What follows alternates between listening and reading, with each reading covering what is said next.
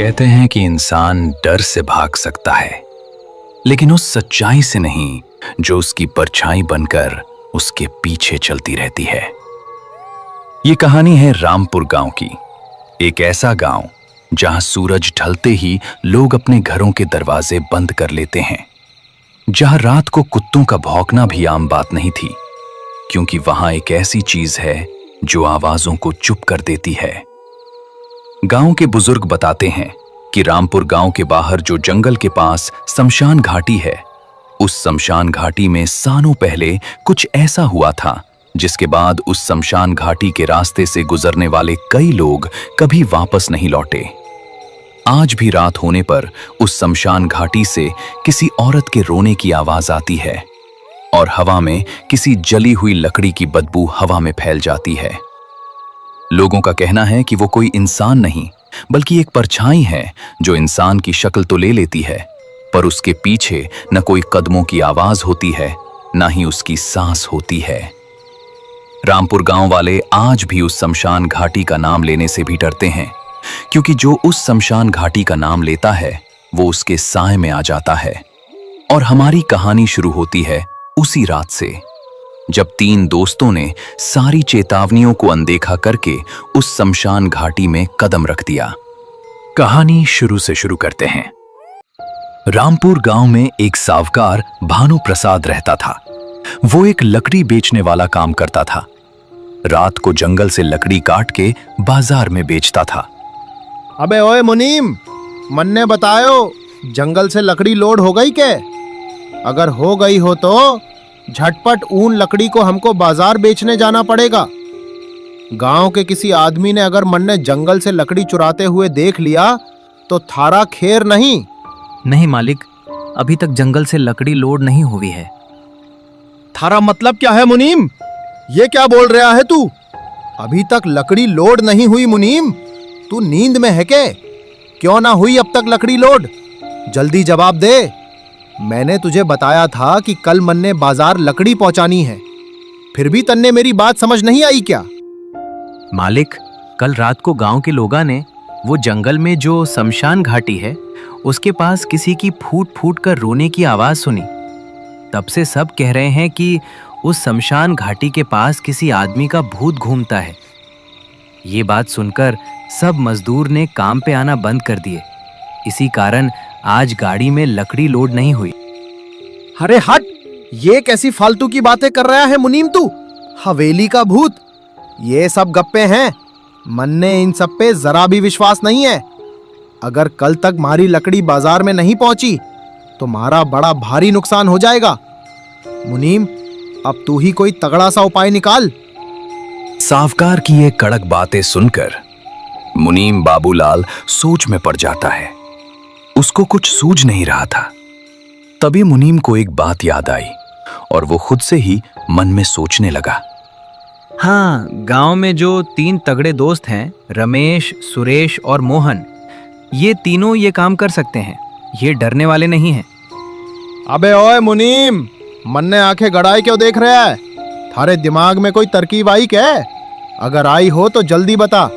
अगर मेरा थोड़ा भी नुकसान हुआ तो मैं थारी चमड़ी उधेड़ दूंगा।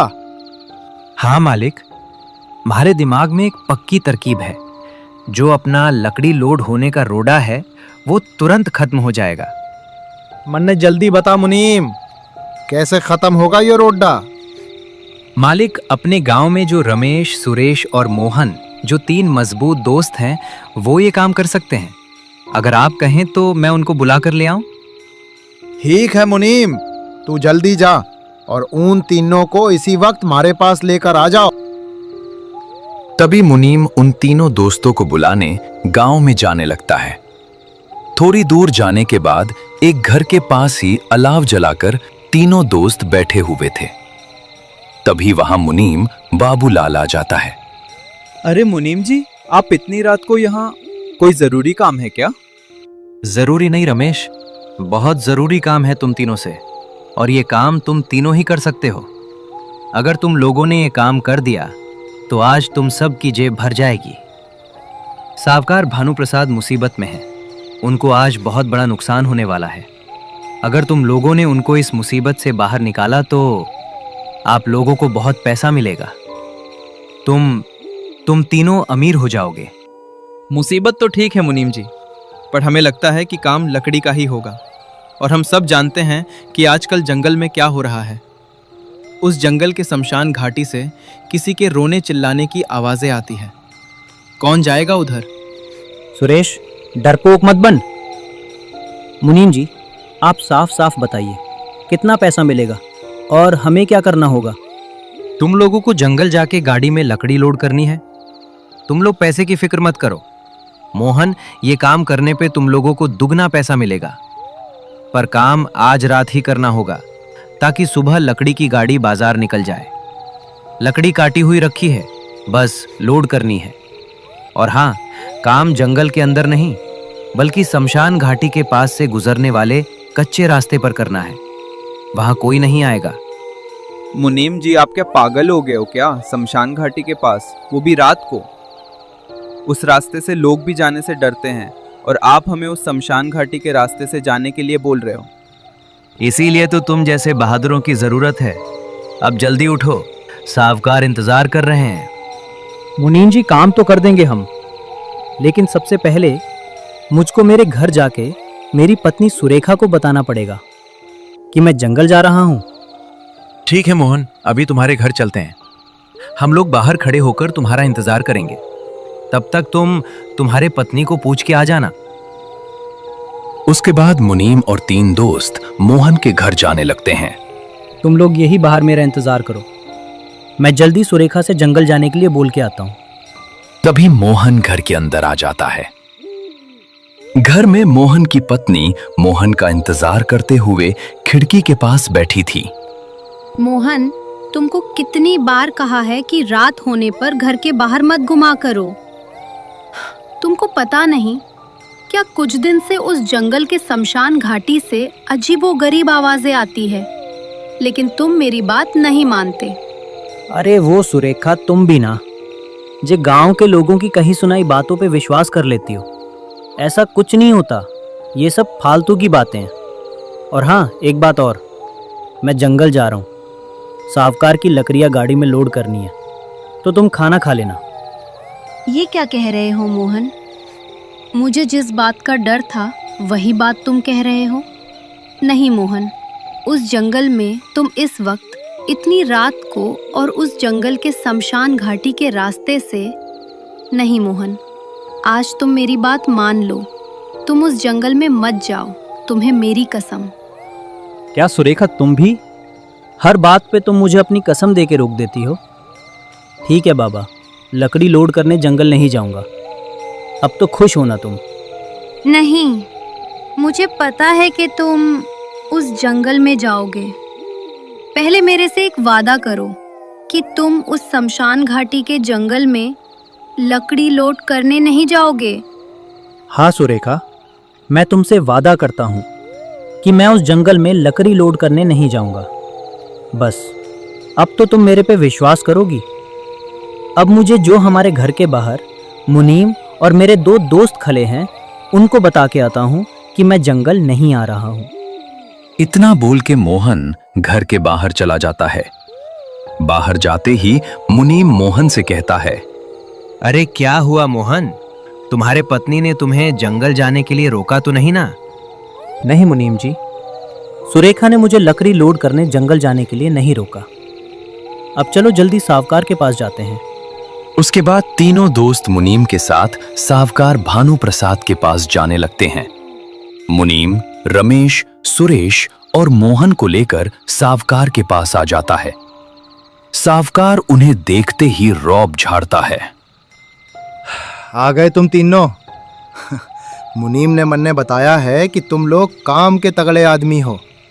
देखो, हमारी लकड़ी जंगल में पड़ी है। मन ने उन पैसों की चिंता नहीं है जो मैं तुमको दूंगा। मन ने तो चिंता इस बात की है कि हमारी इज्जत इस काम के रुकने से कम हो जाएगी। मन ने लग रहा है तुम तीनों मन ने धोखा नहीं दोगे। तुम तीनों पर मेरा 100% भरोसा है। सावकार जी, आप बेफिक्र हो जाइए। हम आपका काम तो कर देंगे, पर हमें पता है कि कहाँ काम करना है। रात को शमशान घाटी की तरफ। ये आसान नहीं होगा। अरे तुम लोग भी ना, शमशान घाटी की बातें, ये सब इस गांव के बुड्ढों की फालतू की बातें हैं। मन्ने थारी सब बात पतो है।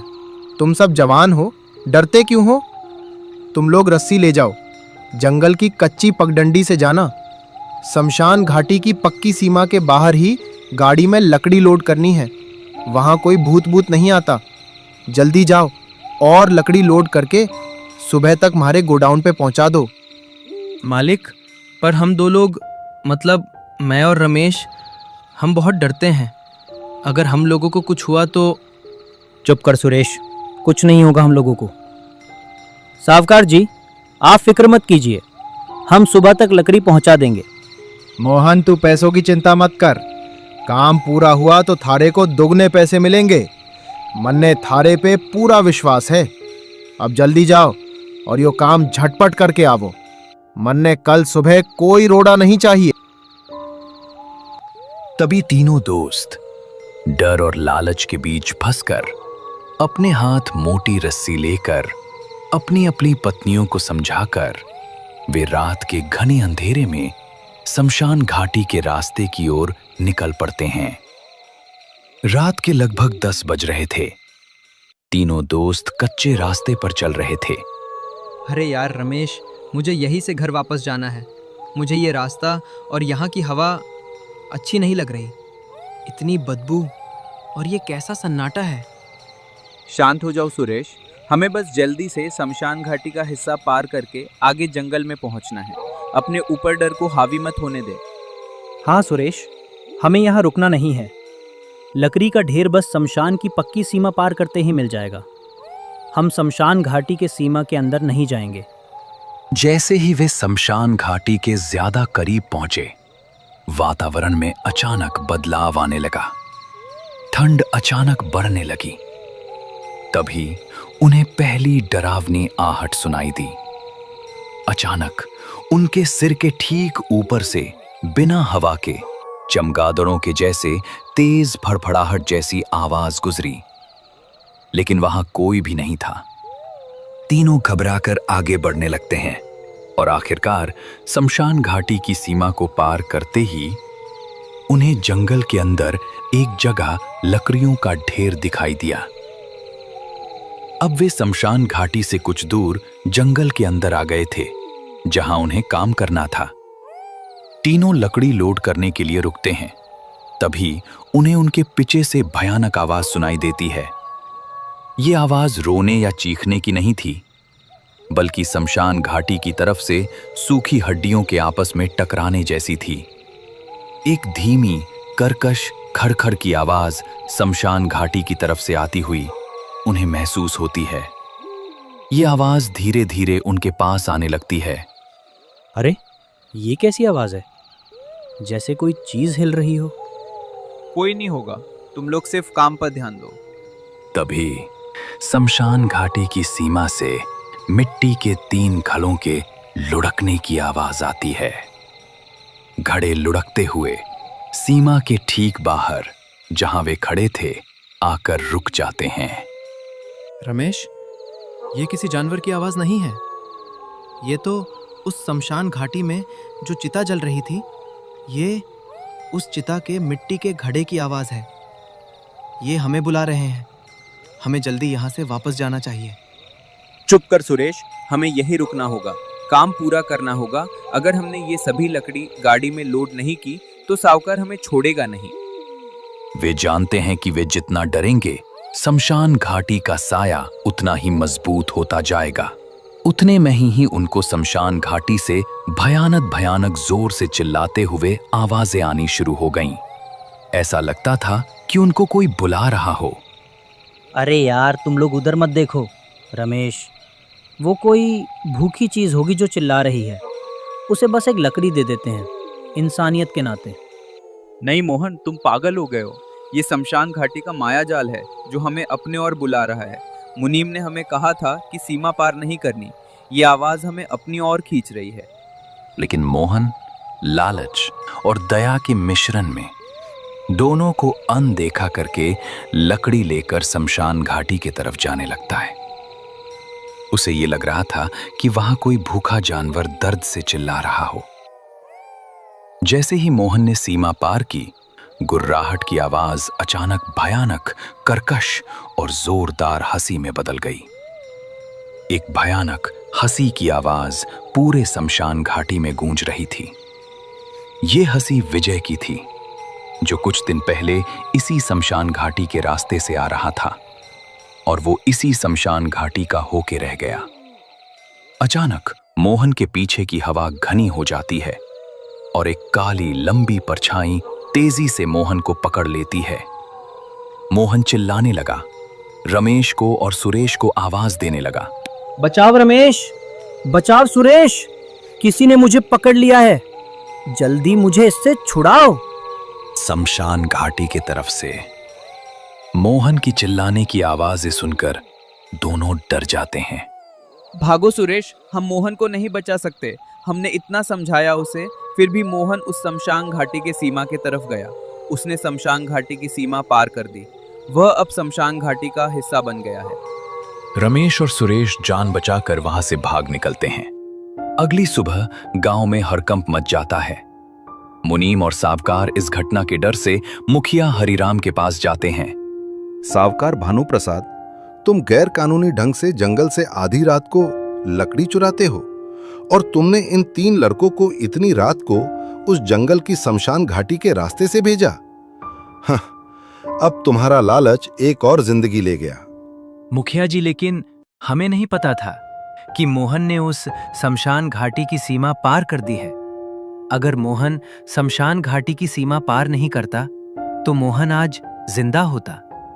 ये उसकी गलती है मुखिया जी, हमारी नहीं।